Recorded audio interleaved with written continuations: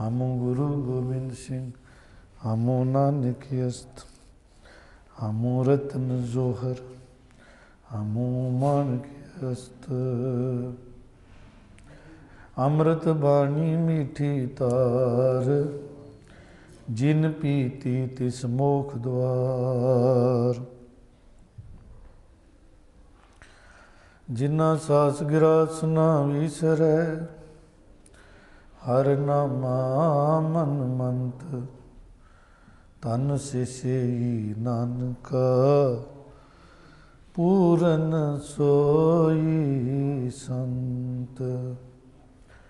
वाहिगुरु साहिब जीओ। 257 अंग जी, 2, 5, 7।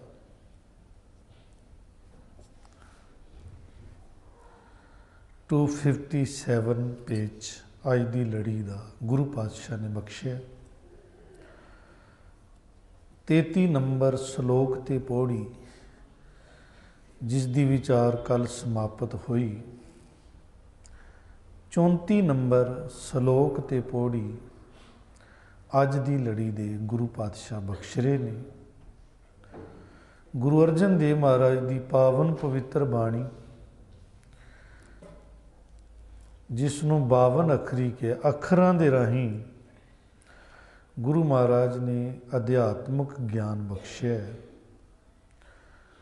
आओ अज की लड़ी दे इस ज्ञान को हासिल करिए।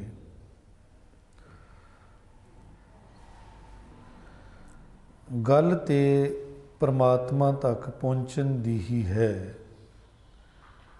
क्योंकि जिथों जीव आया है जाना भी उत्थे ही है।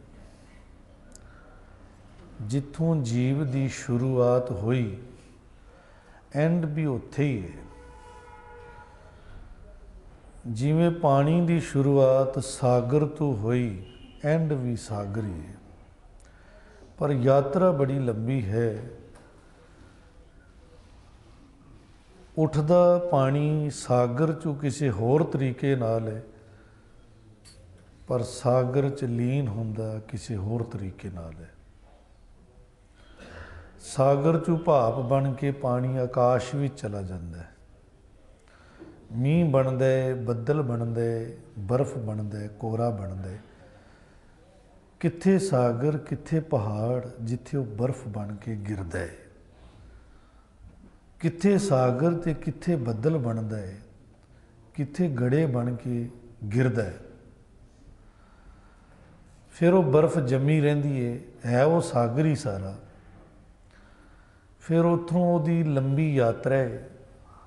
उत्थों फिर एक नदी का रूप धारण करके कई नालियां कई नदियां वो मिल के ते सागर की तरफ रवाना होंदी है। रस्ते विच उन्होंने बड़े परोपकार करने पैंदे ने, बड़ा स्ट्रगल भी करना पैंदा है, यात्रा भी पूरी करनी पैंदी है, तां जाके वो सागर तक पहुँचती है वो सागर का हिस्सा। फर्क सिर्फ ये है कि सागर चों आई किसी होर तरीके नाल है नदी, जाएगी किसी होर तरीके नाल। इसी तरह असी भी जीव रब तो ही आए हाँ। आउण दा तरीका होर है, जाण दा तरीका होर है। वैसे क्या है भी एक शब्द तो ही सब आए ने। उस शब्द नूं गुरु क्या है। शब्द दे राही जीव आया है, शब्द दे राही ही जाएगा। पर फिर भी आण दा तरीका हो रहे, जाण दा तरीका हो रहे। जन्म दा तरीका अलग है, मरण दा तरीका अलग है। जन्म वेले शरीर नाल होंदा है, मरण वेले शरीर छुटदा है। जो तन उपजिया संग ही सो भी संग ना होया।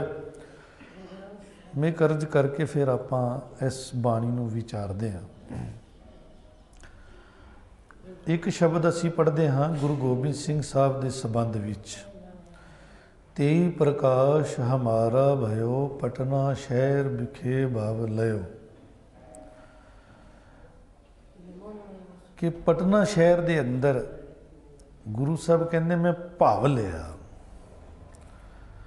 ਭਾਵ ਦੇ ਅਰਥ ਵਿਦਵਾਨਾਂ ਨੇ ਬਹੁਤ ਗਹਿਰੇ ਕੀਤੇ ਨੇ, ਡੂੰਘੇ ਕੀਤੇ ਨੇ। ਭਾਵ ਦਾ ਅਰਥ ਹੈ ਜਦੋਂ ਗਰਭ ਦੇ ਅੰਦਰ ਵਾਸ ਹੁੰਦੇ। ਕਹਿੰਦੇ ਜਦੋਂ ਗਰਭ ਦੇ ਅੰਦਰ ਵਾਸ ਹੁੰਦੇ ਜੀਵ ਦਾ, ਉਤਰਦਾ ਜਦੋਂ ਜੀਵ, ਤੇ 6 ਮਹੀਨੇ ਬਾਅਦ ਬਾਹਰ ਆਉਂਦਾ।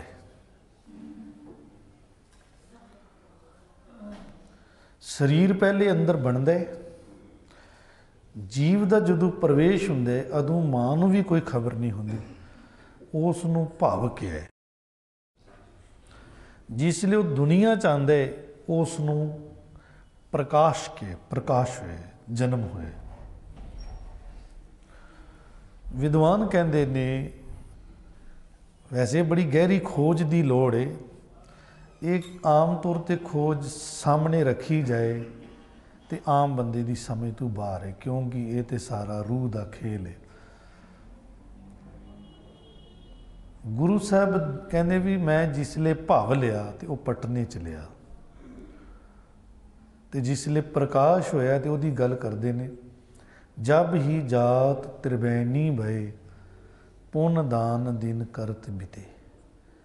ਤ੍ਰਿਬੈਨੀ ਇਲਾਹਾਬਾਦ ਦਾ ਨਾਮ ਹੈ, ਪੁਰਾਣਾ ਨਾਮ ਇਹਦਾ ਪ੍ਰਯਾਗ। ਇਸਲਾਮੀ ਦੁਨੀਆ 'ਚ ਇਸ ਦਾ ਨਾਮ ਔਰੰਗਜ਼ੇਬ ਨੇ ਇਲਾਹਾਬਾਦ ਰੱਖਿਆ, ਪੁਰਾਣਾ ਨਾਮ ਇਹਦਾ ਪ੍ਰਯਾਗ ਹੈ। ਤ੍ਰਿਬੇਨੀ 3 ਨਦੀਆਂ ਦਾ ਸੰਗਮ ਹੋਣ ਕਰਕੇ ਇਹਦਾ ਨਾਮ ਹੈ ਤ੍ਰਿਬੇਣੀ। ਜਨਮ ਪਟਨੇ ਹੋਇਆ ਤੇ ਜਨਮ ਦੀ ਖੁਸ਼ੀ ਵਿੱਚ ਦਾਨ ਪੁੰਨ ਹੋਏ। ਦਾਨ ਪੁੰਨ ਦਾ ਮਤਲਬ ਹੁੰਦਾ ਹੈ ਖੁਸ਼ੀ ਹੈ ਇੱਕ ਜੀਵ ਦੇ ਆਉਣ ਦੀ, ਤੇ ਕੋਈ ਵੀ ਮਹਾਂਪੁਰਖ ਬੰਦਗੀ ਵਾਲਾ ਜਾਂ ਸਿਆਣਾ ਪੁਰਸ਼ ਖੁਸ਼ੀ ਵਿੱਚ ਦੁਨਿਆਵੀ ਵਸਤੂਆਂ ਉਹ ਉਹਨਾਂ ਜੀਵਾਂ ਨੂੰ ਵੰਡਦਾ ਹੈ। ਵੈਸੇ ਤਾਂ ਹਰ ਵੇਲੇ ਵੰਡਦਾ, ਪਰ ਉਸ ਵੇਲੇ ਇੱਕ ਐਕਸਟਰਾ ਵੰਡਦਾ ਕਿ ਖੁਸ਼ੀ। ਜਨਮ ਪਟਨੇ 'ਚ ਹੋਇਆ ਤੇ ਤ੍ਰਿਬੇਨੀ ਜਾ ਕੇ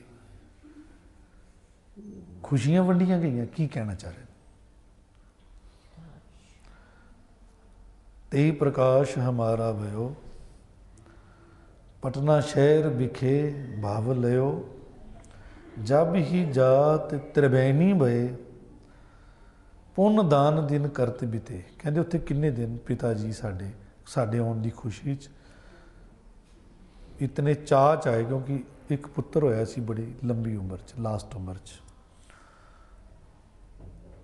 रब तो मंग के लिया सी, बड़ी स्ट्रोंग आत्मा, ਉਹਦੇ ਪਿੱਛੇ बड़ा तप करना ਪਿਆ ਸੀ।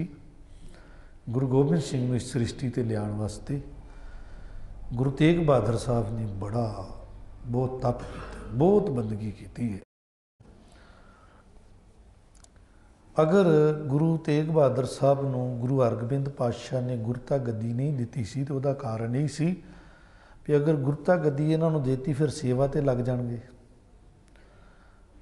तो वो जिसने अगे आना है उन्होंने लियाण वास्ते की करना,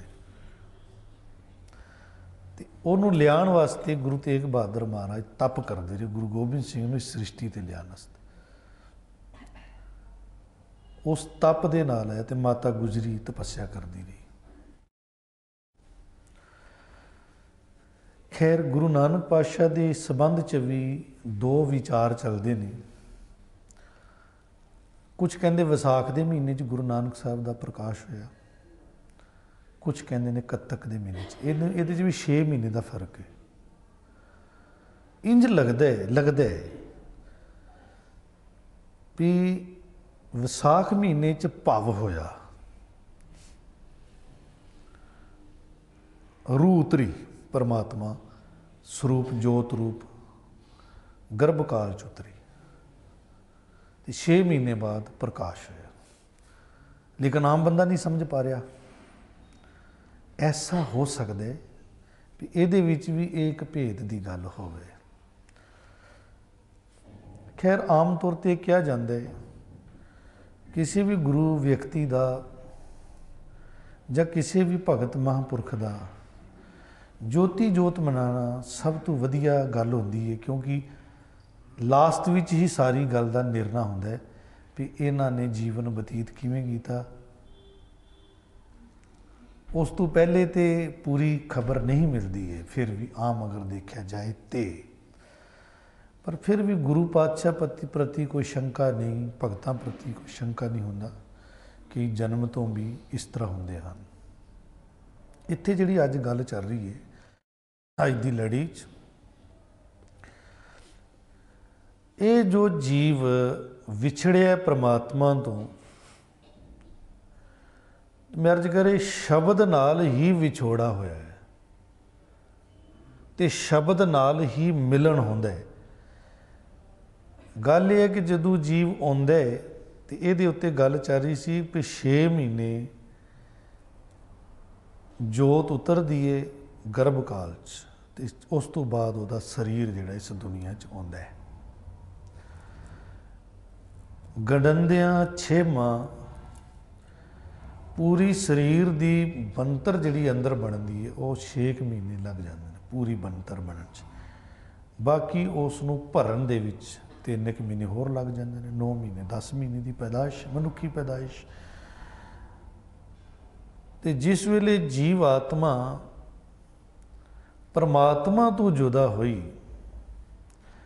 तो उत्थे शब्द द्वारा ही एक खेड वरती है, तो शब्द द्वारा ही मिलन होएगा। विछड़न का तरीका अलग है तो मिलन का तरीका अलग है। जिस तरह के पानी सागर तो विछड़दा तो सूरज दे राही है, पर मिलदा धरती दे राही है। सूरज की भाप नाल कई टन पानी जिहड़ा रोज़ का आकाश विच चला जाता है। आकाश कोल जिहड़ा पानी फालतू हुंदा है, जिहड़ा वो सांभ नहीं सकता, उन्होंने थल्ले सुट देंदे, वो बारिश बन जाता है, वो किते बर्फ बन जाता है, किते बरखा बन के गिरदा है, तो फिर धरती उत्ते उहदी यात्रा है, तो वो यात्रा करदा करदा पहुँचदा है सागर तक। बिल्कुल इस तरह साडी रूह का भी जिहड़ा जीवन है वह है रूह का, मैं शरीर का नहीं कह रहा। इसने कई रूप धारण करने होंदे ने, जिवें उन्हें मनुखा रूप धारण किया है, पर मनुख भी रूह नहीं है। मनुख एक शरीर जिहड़ा है ये तो घर है, इस घर दे विच जिहड़ी रूह है गल उहदी चल रही है। तो इहनूं चलाउण वास्ते एक चीज़ है, वो है अन्न।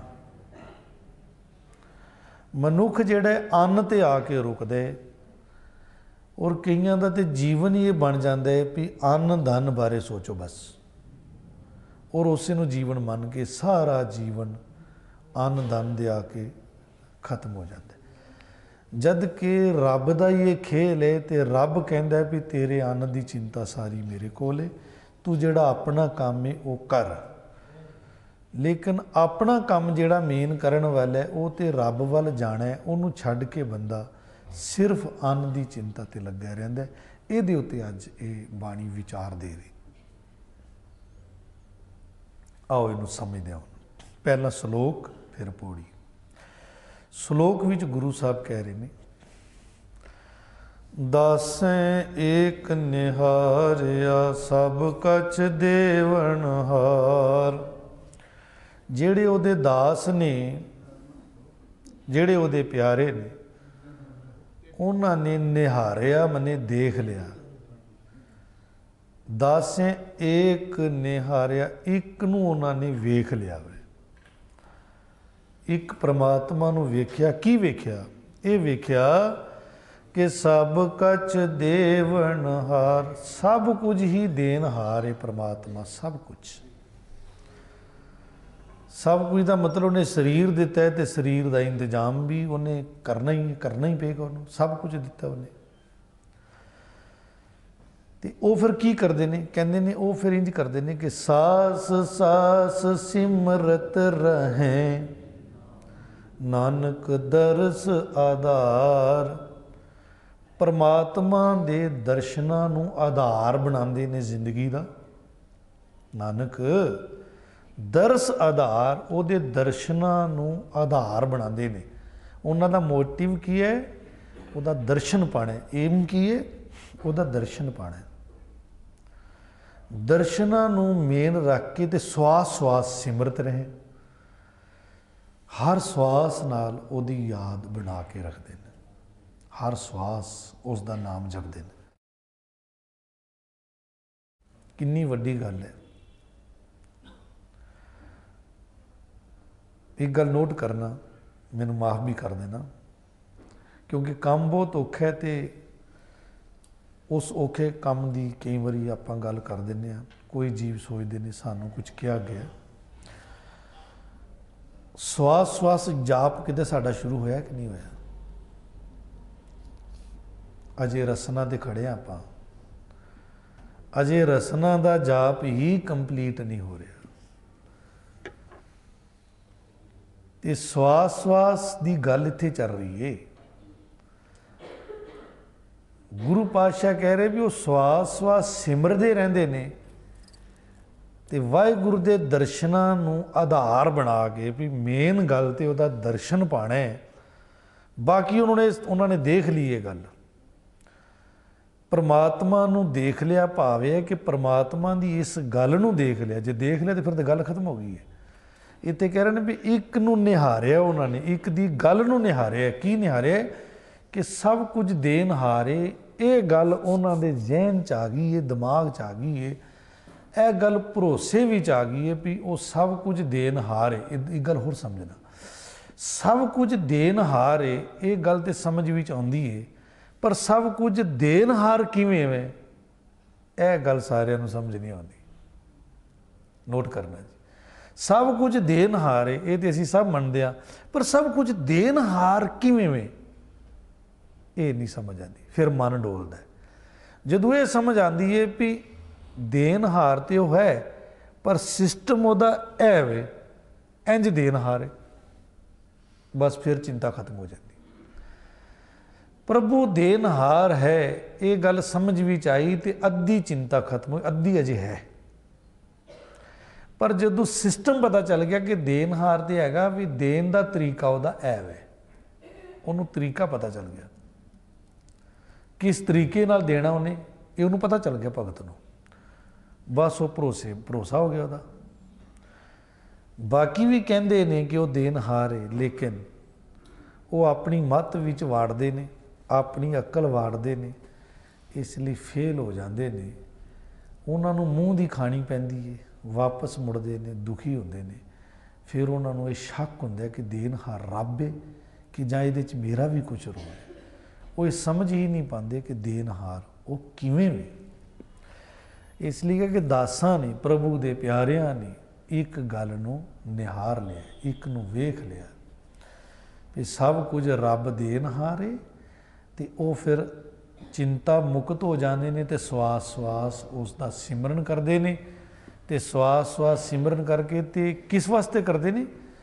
उन्होंने आधार बना लिया कि रब का दर्शन पाना है, इसलिए श्वास श्वास सिमर रहे हैं। इसे का ही अगे खुलासा किया जी पौड़ी के अंदर। पौड़ी दद्दा दाता एक है, सब कौन देवनहार। दद्दे अखर राही ज्ञान दे रहे ने। दद्दा अखर कहता है कि दाता इको ही है, जिहड़ा सारियां नूं देनहार है। दाते दो नहीं हो सकते, अगर दो दाते हो जाते तो फिर उत्थे भी इलैक्शन होणियां। इस वास्ते रब की दुनिया च इलैक्शन नहीं है, उत्थे वोटां नहीं पैंदियां। अगर दाते दो हो जाते तो फिर धड़े भी दो हो जाने सी ना, तो किहड़े रब नूं वोट पाइए किहड़े नूं ना पाइए, फैसला करना मुश्किल हो जाना सी। इहदा फैसला दाता इको ही है। दद्दा अखर कहंदा है, दद्दे अखर तो अनेक लफज बनते हैं, धार्मिक भी, पर एक बड़ा प्यारा लफज है दाता। दाता क्या दद्दा तो इस्तेमाल होएगा ही। इस वास्ते दद्दे की गल कहते, दद्दा कह रहा है कि दाता एक ही है, दो नहीं ने, वे तेनों दो जगह जाना पेगा, ऐसा नहीं है, इको है और सब नूं देनहार है।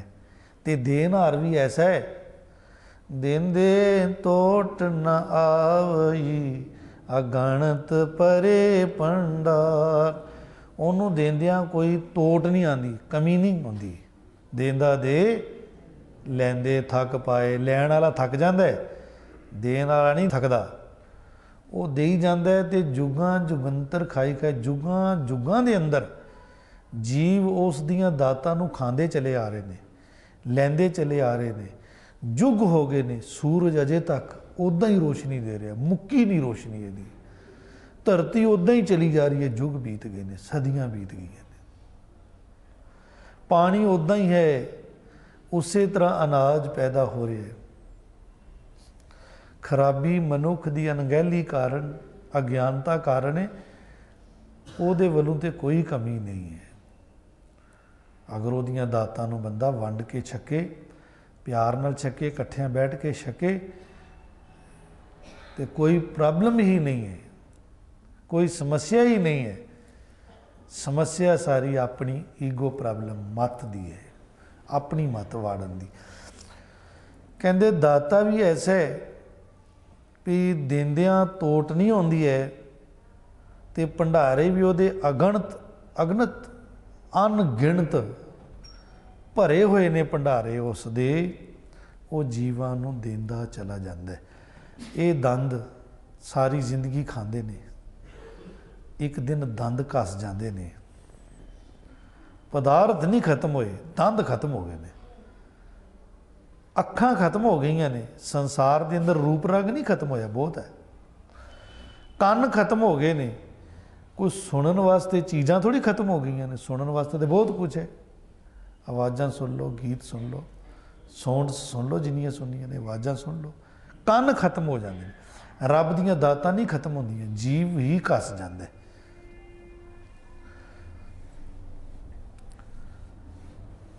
ਦੇਂਦੇ ਤੋਟ ਨ ਆਵਈ, ਅਗਣਤ ਭਰੇ ਭੰਡਾਰ। ਇਹਨੂੰ ਅਗਨਤ ਨਹੀਂ ਬੋਲਣਾ ਚਾਹੀਦਾ, ਅਗਨਤ ਉੱਤੇ ਅਧਕ ਆਏਗਾ। ਦੇਨਹਾਰ ਸਦ ਜੀਵਨ ਹਾਰਾ। ਉਹਦਾ ਦੇਨਹਾਰ ਹੈ ਨਾ ਪਰਮਾਤਮਾ, ਉਹ ਸਦਾ ਹੀ ਜੀਵਨਹਾਰ ਹੈ। ਜੀਵਨਹਾਰ ਵੀ ਉਹ ਕਦੀ ਮਰਦਾ ਨਹੀਂ। ਜੀਵਨਹਾਰ ਦਾ ਮਤਲਬ ਕਿ ਤੇਰੇ ਨਾਲ ਹੈ ਹਰ ਵੇਲੇ। ਤੂੰ ਸਰੀਰ 'ਚ ਰਹਿ, ਚਾਹੇ ਸਰੀਰ ਤੋਂ ਬਾਹਰ ਰਹਿ, ਰੱਬ ਤਾਂ ਤੇਰੇ ਨਾਲ ਹੀ ਰਹੇਗਾ। ਕਹਿੰਦੇ ਸਦਾ ਹੀ ਜੀਵਨਹਾਰ ਹੈ। ਮਨ ਮੂਰਖ ਕਿਉਂ ਤਾਹੀਂ ਬੇਸਾਰਾ। ਇਹ ਮੂਰਖ ਮਨ ਕਿਉਂ ਐਵੇਂ ਉਸ ਨੂੰ ਵਿਸਾਰਦਾ ਹੈ, ਉਹਨੂੰ ਭੁਲਾ ਕੇ ਕਿਉਂ ਜੀਵਨ ਗੁਜ਼ਾਰਦਾ। ਉਹ ਤਾਂ ਤੇਰੇ ਨਾਲ ਹੈ, ਤੇਰਾ ਸਾਰਾ ਇੰਤਜ਼ਾਮ ਕਰਦਾ ਹੈ, ਤੇ ਤੂੰ ਐਵੇਂ ਉਹਨੂੰ ਭੁਲਾਈ ਬੈਠਾ। ਇੱਥੇ ਤੱਕ ਗੱਲ ਕਰਕੇ ਤੀਸਰੀ ਗੱਲ ਜਿਹੜੀ ਕਰ ਰਹੇ ਨੇ ਉਹ ਬੜੀ ਕਮਾਲ ਦੀ ਹੈ। ਦੋ ਗੱਲਾਂ ਤਾਂ ਹੋਈਆਂ ਕਿ ਦਾਤਾ ਹੈ, ਦੇਨਹਾਰ ਹੈ, ਦਿੰਦਿਆਂ ਤੋਟ ਨਹੀਂ ਆਉਂਦੀ। ਇਹ ਗੱਲ ਕਹਿ ਕੇ ਦੂਸਰੀ ਗੱਲ ਕਹਿ ਰਹੇ ਨੇ ਵੀ ਸਦਾ ਹੀ ਤੇਰੇ ਨਾਲ ਹੈ ਉਹ ਦੇਨਹਾਰ ਪਰਮਾਤਮਾ, ਜੀਵਨਹਾਰਾ ਹੈ। ਇਹ ਨਹੀਂ ਵੀ ਅੱਜ ਹੈ ਤੇ ਕੱਲ੍ਹ ਨਹੀਂ ਹੈ, ਐਸਾ ਨਹੀਂ। ਤੇ ਮੂਰਖ ਮਨ ਉਸ ਨੂੰ ਵਿਸਾਰਦਾ ਹੈ ਤੇ ਪ੍ਰੋਬਲਮ ਖੜੀ ਹੁੰਦੀ ਹੈ। ਅੱਗੇ ਕਹਿੰਦੇ ਹਨ ਤੀਸਰੀ ਗੱਲ, ਕਹਿੰਦੇ ਜੇ ਕਿਸੇ ਨੇ ਰੱਬ ਨੂੰ ਭੁਲਾ ਹੀ ਦਿੱਤਾ ਹੈ, ਵਿਸਾਰ ਹੀ ਦਿੱਤਾ ਹੈ, ਤੇ ਉਹਨੂੰ ਦੋਸ਼ ਦੇਣ ਦੀ ਵੀ ਲੋੜ ਨਹੀਂ ਹੈ ਵੀ ਉਹਨੇ ਭੁਲਾ ਦਿੱਤਾ ਹੈ। ਇਹ ਤਾਂ ਨਿੰਦਾ ਹੋ ਜਾਏਗੀ। ਉਹਨੂੰ ਵੀ ਦੋਸ਼ ਦੇਣ ਦੀ ਲੋੜ ਨਹੀਂ ਹੈ। ਕਿਉਂ ਭਲਾ? ਦੋਸ਼ ਨਹੀਂ ਕਾਹੂ ਕੋ ਮੀਤਾ। ਦੋਸ਼ ਕਿਸੇ ਨੂੰ ਵੀ ਦੇਣ ਦੀ ਹੈ ਮਿੱਤਰਾ ਲੋੜ ਨਹੀਂ ਹੈ। ਦੋਸ਼ ਨਹੀਂ ਕਾਹੂ ਕੋ ਮੀਤਾ, ਕੌ ਬਹੁ ਬਚਨ, ਕਿਸੇ ਨੂੰ ਵੀ ਨਹੀਂ। ਕਿਉਂ? ਕਿਉਂਕਿ ਮਾਇਆ ਮੋਹ ਬੰਦ ਪ੍ਰਭ ਕੀਤਾ। ਮਾਇਆ ਦਾ ਮੋਹ ਜਿਹੜਾ ਹੈ ਨਾ, ਇਹ ਹੈ ਬੰਦ। ਆਤਮਿਕ ਜੀਵਨ 'ਚ ਰੁਕਾਵਟ ਕੀ ਹੈ? ਨੋਟ ਕਰਨਾ ਜੀ। ਨਹੀਂ ਤੇ ਰੱਬ ਦੇ ਭਗਤਾਂ ਨੇ ਵੱਸ ਕਰ ਲਏ। ਇੱਕੋ ਹੀ ਅੜਚਨ ਹੈ ਬੜੀ ਵੱਡੀ, ਮੋਹ। ਕਿਉਂਕਿ ਸਾਰਾ ਕੁਝ ਮੋਹ ਦੇ ਅਧੀਨ ਹੋ ਜਾਂਦਾ ਹੈ। ਮੈਂ ਨਹੀਂ ਕਹਿੰਦਾ ਕਿ ਕਾਮ ਨਹੀਂ ਹੈ, ਕਾਮ ਵੀ ਮੋਹ ਤੋਂ ਹੀ ਉਤਪੰਨ ਹੁੰਦਾ ਹੈ। ਜਦੋਂ ਇੱਕ ਪੁਰਸ਼ ਨੂੰ ਕੋਈ ਰੂਪ ਅੱਛਾ ਲੱਗਦਾ, ਇਸਤਰੀ ਅੱਛੀ ਲੱਗਦੀ, ਉਹਦੇ ਨਾਲ ਪਕੜ ਪੈ ਜਾਂਦੀ। ਮੋਹ ਹੋਇਆ ਨਾ, ਪਹਿਲਾਂ ਮੋਹ ਹੋਇਆ। ਇੱਦਾਂ ਇਸਤਰੀ ਨੂੰ ਕੋਈ ਪੁਰਸ਼ ਅੱਛਾ ਲੱਗਿਆ, ਉਹਨੂੰ ਮੋਹ ਹੋਇਆ ਪਹਿਲੇ। ਹੁਣ ਉਸ ਮੋਹ ਦੇ ਚੈਪਟਰ ਨੂੰ ਪੂਰਾ ਕਰੇਗਾ ਤੇ ਫਿਰ ਉਹਦੀ ਸੁਰਤ ਅੱਗੇ ਜਾਏਗੀ। ਜਦ ਕਿ ਮੋਹ ਦਾ ਚੈਪਟਰ ਉੱਥੇ ਖੜਾ ਹੋ ਗਿਆ, ਇਸਤਰੀ ਨੂੰ ਪੁਰਸ਼ ਦੀ ਖਿੱਚੇ, ਪੁਰਸ਼ ਨੂੰ ਇਸਤਰੀ ਦੀ ਖਿੱਚੇ, ਉਸ ਖਿੱਚ ਨੂੰ ਜਦ ਤੱਕ ਪੂਰਾ ਨਹੀਂ ਕਰੋਗੇ ਅੱਗੇ ਨਹੀਂ ਜਾਓਗੇ, ਰੁਕ ਗਏ। ਤਾਂ ਬੰਧਨ ਕੌਣ ਬਣਿਆ? ਮੋਹ। ਇੱਦਾਂ ਕੋਈ ਪਦਾਰਥ ਹੈ, ਸਾਨੂੰ ਅੱਛਾ ਲੱਗ ਰਿਹਾ ਹੈ, ਸਾਡੀ ਬਿਰਤੀ ਉਸ ਪਦਾਰਥ ਤੇ ਜਾ ਟਿਕੀ ਤੇ ਪਹਿਲੇ ਪਦਾਰਥ ਦੇ ਨਾਲ ਸਾਡਾ ਮੋਹ ਹੋਇਆ, ਬਾਅਦ 'ਚ ਉਹਨੂੰ ਪ੍ਰਾਪਤ ਕਰਨ ਵਾਸਤੇ ਲੋਭ ਕੀਤਾ, ਬੇਈਮਾਨੀ ਕੀਤੀ ਜਾਂ ਕੁਝ ਵੀ ਕੀਤਾ, ਉਹ ਦੂਸਰੀ ਗੱਲ ਹੈ। ਇੱਦਾਂ ਇੱਕ ਰੂਪ ਦੇ ਉੱਤੇ ਸਾਡਾ ਮਨ ਟਿਕਿਆ, ਪਹਿਲੇ ਮੋਹ ਹੋਇਆ, ਉਹਨੂੰ ਪ੍ਰਾਪਤ ਕਰਨ ਵਾਸਤੇ ਜੋ ਵੀ ਛਲ ਫਰੇਬ ਕੀਤਾ ਜਾਂ ਬੁੱਧੀ ਲੜਾਈ ਜੋ ਵੀ ਕੀਤਾ ਉਹ ਬਾਅਦ 'ਚ ਹੋਇਆ। ਪਹਿਲਾਂ ਕੀ ਹੋਇਆ? ਮੋਹ ਹੋਇਆ। ਪਦਾਰਥ ਨਾਲ ਵੀ ਪਹਿਲਾਂ ਮੋਹ ਹੁੰਦਾ ਹੈ, ਪ੍ਰਭਾਵਿਤ ਹੁੰਦਾ ਬੰਦਾ, ਉਸ ਤੋਂ ਬਾਅਦ ਉਹਨੂੰ ਪ੍ਰਾਪਤ ਕਰਦਾ। ਇੱਦਾਂ ਹੀ ਸੀਟ ਉਹਦਾ ਕੋਈ ਮਿਲਦਾ ਹੈ ਤੇ ਉਹਦੇ ਪ੍ਰਤੀ ਵੀ ਪਹਿਲੇ ਮੋਹ, ਵੀ ਇਹ ਸੀਟ ਕਿਤੇ ਮੈਨੂੰ ਮਿਲ ਜਾਏ, ਇਹ ਚੌਧਰਪੁਣਾ ਕਿਤੇ ਮੈਨੂੰ ਮਿਲ ਜਾਏ, ਉਹਦੇ ਉੱਤੇ ਪਹਿਲੇ ਬੰਦੇ ਦਾ ਧਿਆਨ ਜਾਂਦਾ ਹੈ, ਮੋਹ ਹੁੰਦਾ ਹੈ। ਇਸ ਤੇ ਕਹਿੰਦੇ ਗੁਰੂ ਸਾਹਿਬ ਕਹਿੰਦੇ ਕਿ ਮੋਹ ਜਿਹੜਾ ਹੈ ਨਾ, ਇਹ ਆਤਮਿਕ ਜੀਵਨ ਦੇ ਰਸਤੇ ਦਾ ਬੰਦ ਹੈ। ਪੁੱਤਰ ਨਾਲ ਮੋਹ ਹੈ ਤੇ ਬੰਦਾ ਕਹਿੰਦਾ ਮੈਂ ਪੁੱਤਰ ਨੂੰ ਸਟੈਂਡ ਕਰ ਲਵਾਂ, ਨਾਮ ਬਾਅਦ ਜਪਾਂਗੇ। ਪੁੱਤਰ ਦਾ ਮੋਹ ਘਰ ਨਾਲੇ ਘਰ ਗ੍ਰਸਤੀ ਬਣਾ ਲਵਾਂ, ਫਿਰ ਕਰ ਲਾਂਗੇ ਵਾਹਿਗੁਰੂ ਦਾ ਨਾਮ, ਫਿਰ ਜਪ ਲਾਂਗੇ। तो सारी जगह मोह ही दिखाई दे रहा। कहते अगर ये मोह हट जाए बंदा बहुत जल्दी रब नूं पा लै। कभी नोट करना ऐसा है कि नहीं है। चलो जो पीछे हो गया छड्डो, हुण की मसला है, हुण भी मोह का ही मसला है। हुण कित्थे खड़ा है मन, क्यों नहीं जाता रब दर? मोह है। कहते मोह तो एक बंद है, बंद लगा हुआ है। तो कहते बंद लगाया किने है? कहते प्रभ कीता, प्रभु ने कीता है बंद, ये प्रभु ने बंद लगाया है। प्रभु मालिक कहता है कि बंदे ऐ ही बंद, ऐ तोड़ बंद ते मेरे तक आ जा। ये इम्तिहान पाया उन्हें। कहते इसलिए किसी को दोष देने की लोड़ नहीं है, बंद भी वह ही रब का ही लगाया हुआ है,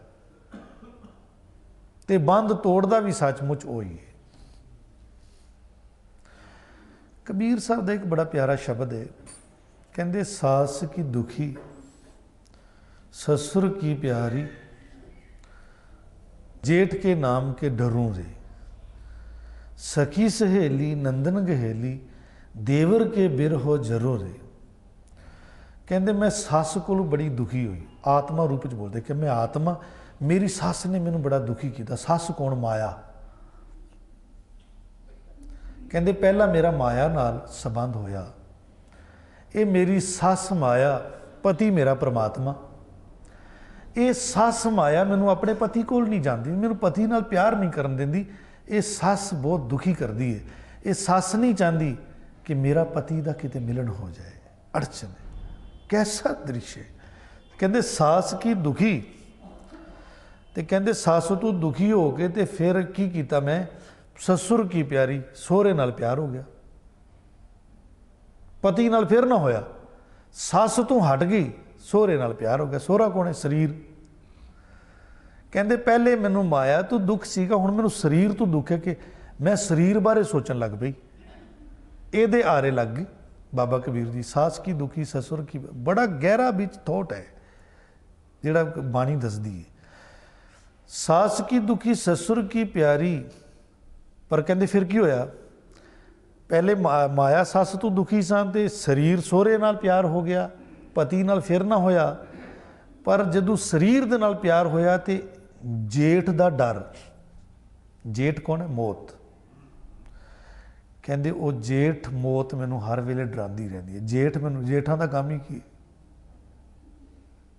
डरांदे रहंदे। मैं सारे जेठां दी गल नहीं करदा, 90-95% डराण वाले होंदे ने। कहते मौत रूपी जेठ मैनू डराउंदा है। क्यों डराउंदा है? क्योंकि शरीर सोहरे नाल प्यार है। सास की दुखी ससुर की प्यारी, जेठ के नाम के डरूं रे, ते सखी सहेली नंदन गहेली। कहते जिहड़ियां मेरियां सखियां ने, सखियां सहेलियां, सखियां से इंद्रियां, ते जिहड़ियां मेरियां नंदन ने, ये सारियां ये इंद्रियां आ गई सारी। सखी सहेली नंदन गहेली, इन्हां दा मैनू साथ मिलना सी, ये सखियां सहेलियां ने मेरा साथ देना सी, पर ये भी अपने आरे लगी हुई हैं। इंद्रियां रसां च पईयां हुई, अखां नूं देखण दा रस, कन्नां नूं सुणन दा रस, जेबां नूं बोलन ते स्वादां खाण पीण दे रस, ये उधर, ये सखियां सहेलियां उधर लगियां ने। कहंदे इक्को एक मेरा मददगार सी, मेरा दिओर, ਉਹਦੇ बैराग च, दिओर कौन है? ज्ञान।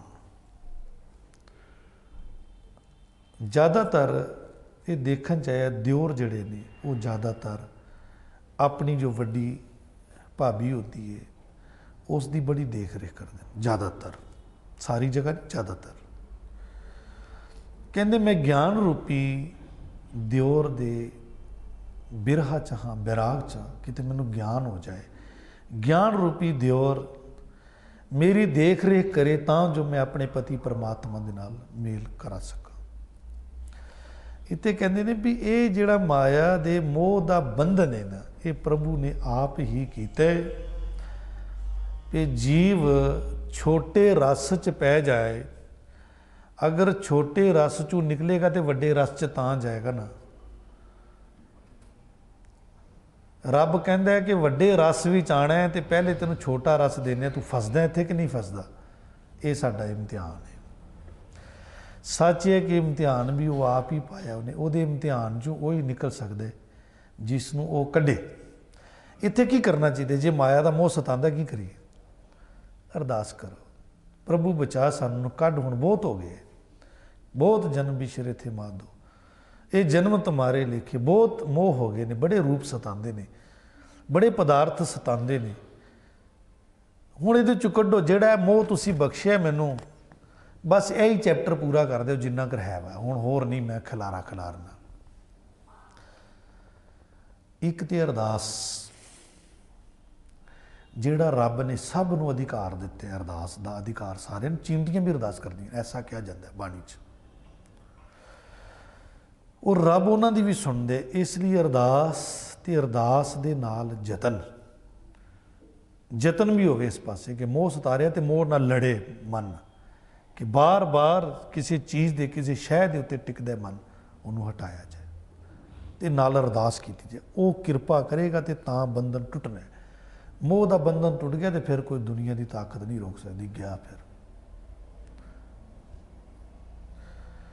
इत्थे कह रहे ने सुरत गई, फिर प्रभु के मालक के चरणों च चली जाएगी। दोष नहीं काहूं को मीता, माया मोह बंद प्रभ कीता, दर्द निवारे जांके आपे। कहंदे जिन्हां दे दर्द आप निवारदा है वाहिगुरू। दर्द किवें? मोह फिर दर्द भी दिंदा, बड़ा बड़ा दुख हुंदा है। मोह दीयां चोभां बड़ियां खतरनाक ने। मोह दे विच जदों धोखाधड़ी हो जाए किन्नी सट वजदी है। बच्चे नाल स्नेह है, पालदियां पालदियां इन्ना वड्डा कर दिता, इन्ना वड्डा हो गया, हुण वो कहंदा जी मैं माँ बाप नाल ही नहीं रहना, मैं विदेश जा रहा, वो विदेश चला गया, इत्थे माँ उਡੀਕ रही। लो जी मोह, मोह ने सट मारी। मोह धी नूं वड्डा कीता, अनेक सुपने देखे, तो लास्ट विच वो कह रही है कि मैं तो किसी हिंदू मुंडे नाल विआह करना है। लो जी प्रॉब्लम खड़ी हो गई। मोह चपेड़ भी बड़ी मारदा है गुरु साहब। इसीलिए कहते जिंदगी विच अगर मोह ना कीते होण ते औलाद भी सुधरी हुई होवे। औलाद दे नाल मोह कीते ने ते मोह की सज़ा सानू लगती है। मोह का मतलब होंदा है नजायज़ ते जायज़ नूं नहीं सुनते असीं पढ़ते। जदों बच्चा शुरू तो ही नजायज़ कोई गल कहंदा असीं उहदी मंनदे आ, उहनूं जायज़ नजायज़ का ज्ञान नहीं करवाते भी इत्थे नजायज़ है, क्योंकि मोह च हुंदे असीं। कोई नहीं करे बच्चा है, वो फिर बाद च प्यो बन जाता है, फिर प्रॉब्लम खड़ी होती है। पहले ही शुरू तो उन्होंने ज्ञान, किते झाड़ भी है किते प्यार भी है, उहदे नाल जिस वेले वो बच्चा ऐसी घाड़त विच कटदा है, फिर वो मैदान फतेह ਵੱਡਾ ਹੋ ਕੇ ਸੇਵਾ ਵੀ ਕਰੇਗਾ, ਪਿਆਰ ਵੀ ਕਰੇਗਾ, ਧਰਮ ਨੂੰ ਵੀ ਬਚਾ ਕੇ ਰੱਖੇਗਾ ਤਾਂ ਬੱਲੇ ਬੱਲੇ ਹੋ ਜਾਏਗੀ।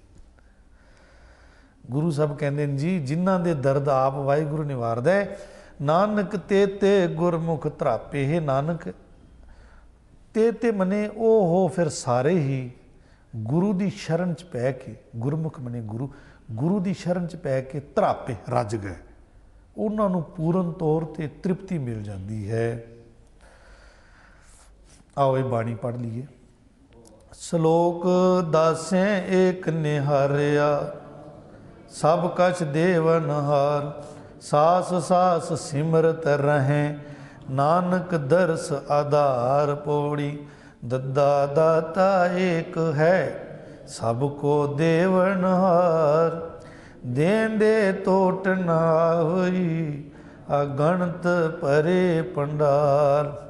दैन हार सद जीवन हारा, मन मूर्ख क्यों ताहि बेसारा।